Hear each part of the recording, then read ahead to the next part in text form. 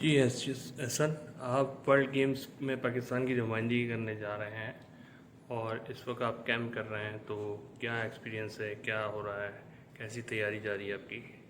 जी अल्हम्दुलिल्लाह, ये 10 दिन का कैंप है और इंशाल्लाह मैं पूरी मेहनत कर रहा हूँ और मुझे अल्लाह ताला की ज़ात पे यकीन है कि ये मेरी मेहनत ज़ाया नहीं जाएगी और इंशाल्लाह कोशिश करेंगे। जैसे वर्ल्ड गेम में स्नूकर वाहिद गेम है जो स्नूकर ही है, तो मैं इंशाल्लाह ये गोल्डन चांस है मेरे लिए। मैं कोशिश करूँगा कि ये टाइटल पाकिस्तान में लेकर।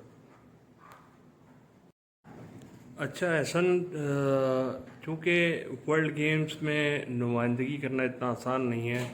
आज से पहले 2017 में मोहम्मद बिलाल पाकिस्तान की नुमाइंदगी कर चुके हैं और इस वक्त भी चैम्पियनशिप में मोहम्मद आसिफ और मोहम्मद सज्जाद जो है वो वर्ल्ड नंबर 3 हुए थे, आप टूर्नामेंट जीते थे।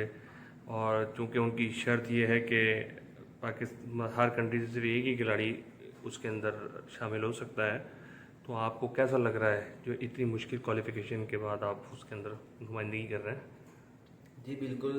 सज्जाद भाई और आसिफ भाई में एक सीनियर प्लेयर हैं, तो वो काफ़ी जगह पहले भी ये सिचुएशन उनके लिए फेस कर चुके थे और ये मेरा फर्स्ट टाइम है और मैं कोशिश करूँगा, क्योंकि मुझे अपनी गेम के ऊपर कॉन्फिडेंस है कि जैसे मैंने माजी में वर्ल्ड चैम्पियनशिप में परफॉर्मेंस दी है और मैं ऐसे ही इंशाल्लाह कोशिश करूँगा कि वर्ल्ड गेम में उससे भी अच्छा करूँ।